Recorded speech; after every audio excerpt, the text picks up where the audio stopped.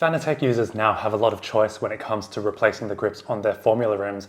I recently released a package of grips that you can 3D print yourself, and today I'm launching an update to that package, including some exciting new designs such as this fully round rim. The updated files are easier to navigate, and the grips themselves are easier to print and install. And even though some of these designs are quite large overall, I've designed them in a modular way so that they can be printed on even a small printer like this Bamboo Lab A1 Mini. Those of you who've already purchased my complete collection of grips, these updates are free and they're available to download at Cults 3D now. And if you haven't bought the grips yet, now's a perfect time because it's never been such good value. The first updated design is quite a basic one. It's actually the basic replacement grip in the 270mm diameter. So this is basically a standard replacement. It's just got a slightly more comfortable profile to hold in the hand. But this one reuses the standard Fanatec screws that you uninstall from the standard grips. And the reason that I made this was that you just print this, peel off the supports, and install it. You don't need to install any heatset inserts and you don't need to buy any additional hardware. So it's really a plug and play option and a really good way to just sort of dip your toe in and see if 3D printing grips is going to be suitable for you. Now, I don't recommend this as a long-term option because, as I pointed out in my previous video, I do think that the screws that Fanatec used as standard are actually a flawed design. And to get them to work, I had to make certain parts of these grips a little bit more thin than I'm comfortable doing.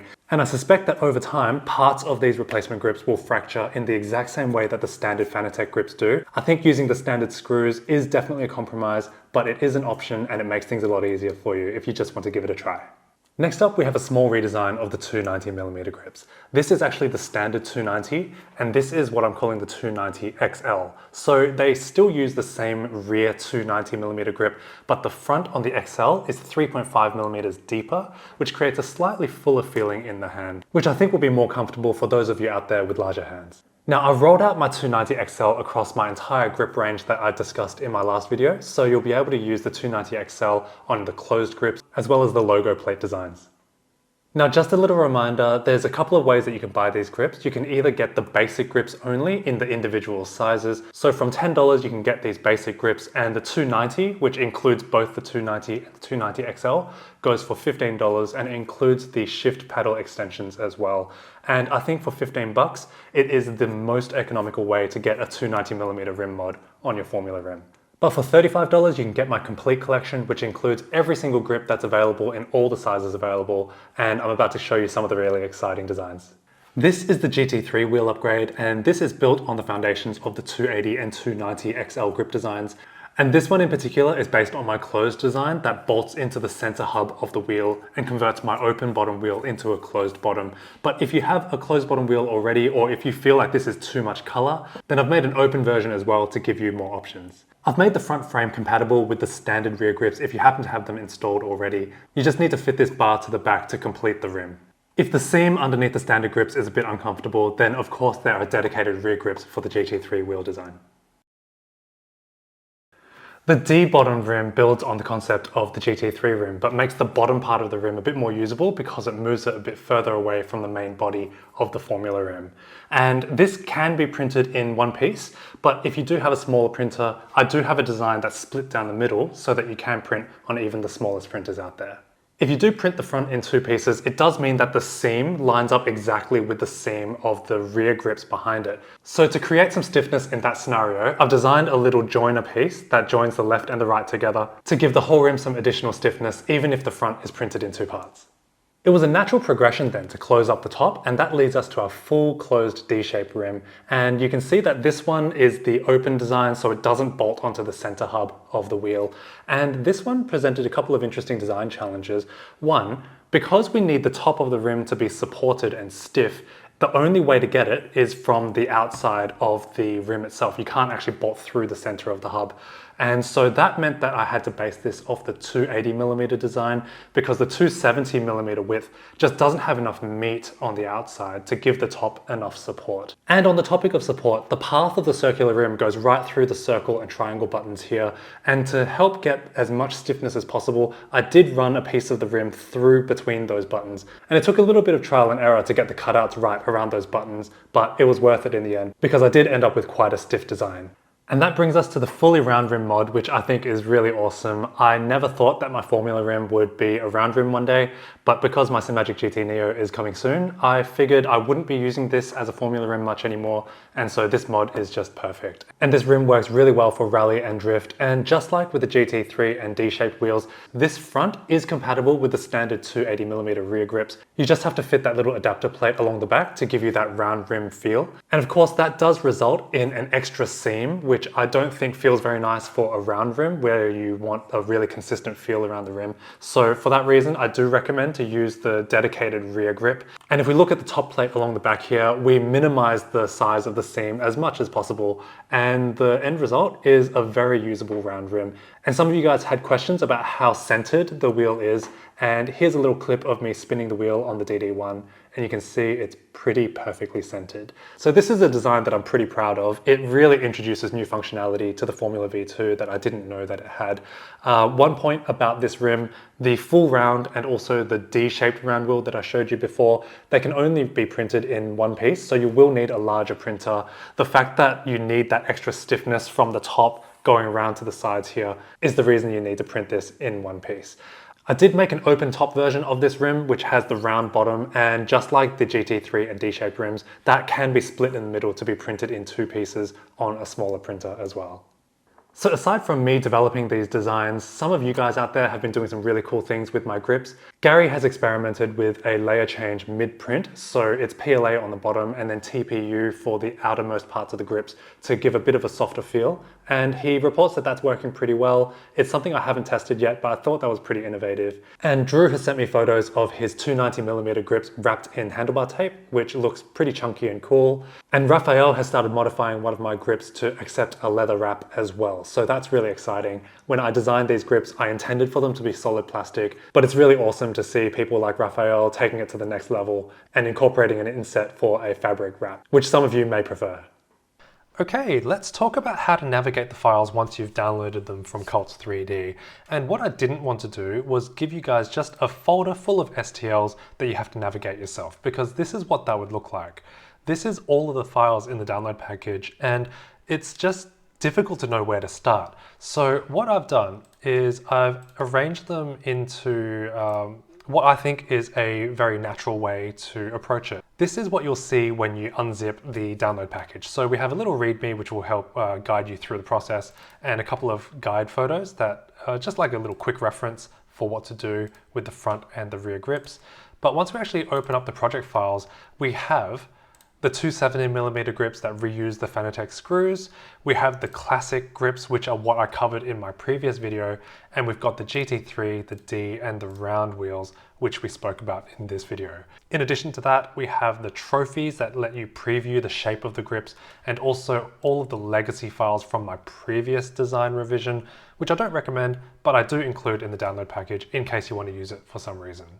Now let's use the D-shaped wheels as an example. Once I open up this folder, we have a folder with the projects themselves, and we also have a couple of preview images. So this is just to give you an idea of what you can build with the files in this folder.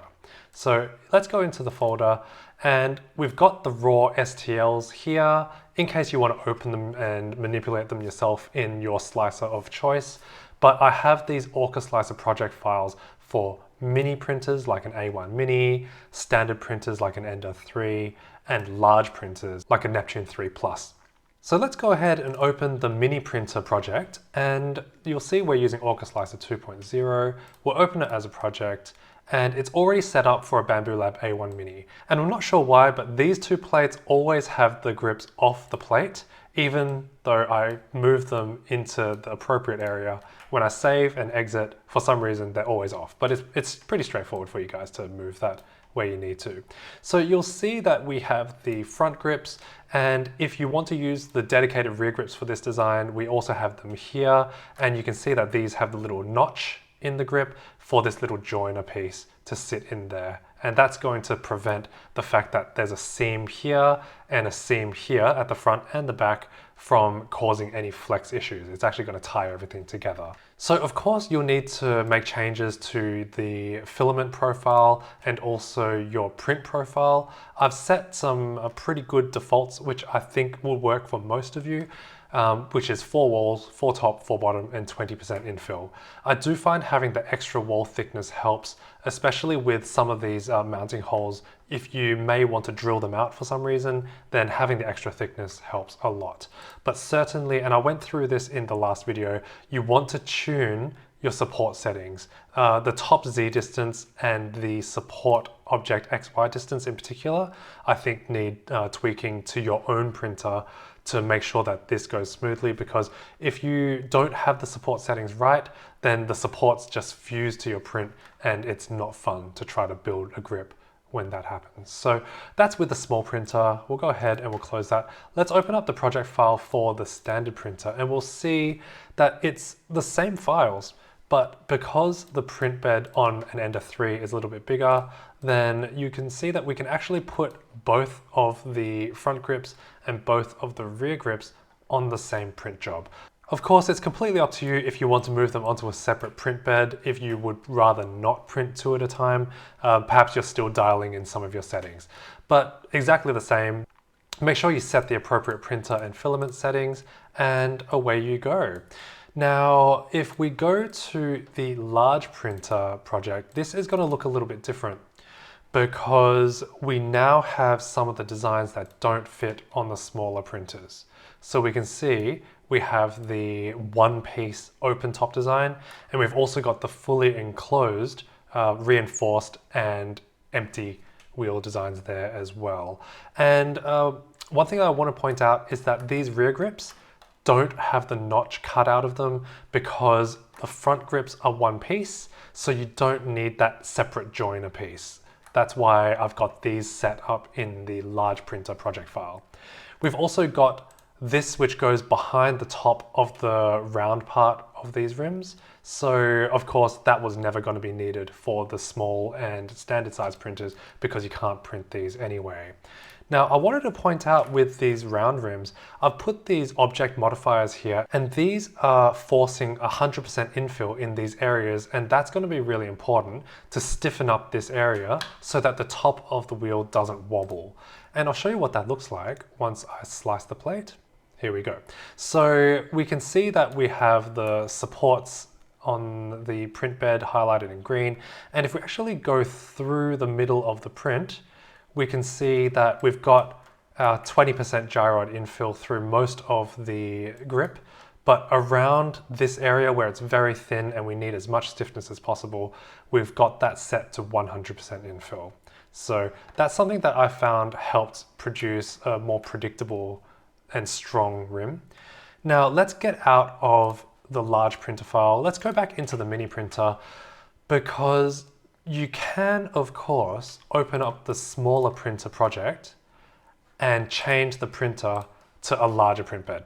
Okay, there's nothing stopping you from doing that if you want to print these files for some reason. But I just wanted to break it up into small, standard, and large.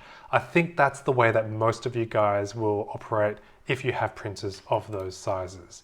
Now, this file is if you're using the standard 280mm rears, and I touched on this earlier in the video, but basically you can print any of these fronts and they will clip onto your wheel even if you just have the standard rear grips on there. Obviously, the standard rear grips end here and they don't have the bar that goes across the back. And so this is the bar that you would install to give that complete round feeling to the rim. And this fits on the mini printer, but of course you can change to a larger printer and print that same file as well. But that's a pretty quick rundown of how I've organized the files in the download package. It's very similar for the round wheels. So you can see we've got a preview image of the round wheel. We go into the project files and it's exactly the same. We've got mini, standard, and large printers. We've got the STLs. That is about all you need to know about the downloaded files. Now let's talk about some of the changes to the design and how you'll actually manage that physically once you've printed the files. I made some slight revisions to the hardware needed to install my grips, mostly for simplicity, and the only essential hardware are M3 by 12mm socket head cap screws. We insert 3 of these into the standard mounting hole locations in the rear, and these screw directly into the plastic material of the front grips. And using just these bolts, all of my grip designs actually have quite a secure fit onto the Fanatec formula rim. If you're using one of the wider grip designs, in the grip extension on the side, there are 2 mounting hole locations for optional bolts. And if you look from the side of the rim, without the bolts installed, there's a little gap between the front and the rear grips. So installation of bolts here does improve the look of the grip. Since those 2 optional mounting holes are right on the periphery of the grip, I had to use something with a very, very small head so that the holes don't get in the way of your fingers, which is why I kept these optional mounts using M2 bolts and needing the M2 threaded inserts. Also, if you strip or wear out the plastic holes where the M3 bolts thread into, it's pretty straightforward just to drill them out and insert the M2 threaded inserts and use M2 bolts instead. So overall, the recommended hardware are M3x12 bolts, M2x12 bolts, and M2 threaded inserts. In terms of preparing these grips for install, these are printed face down, and the face that mounts onto the carbon fiber plate is on supports. So if your printer settings are really well dialed in, you just peel off the supports and the geometry should be perfect.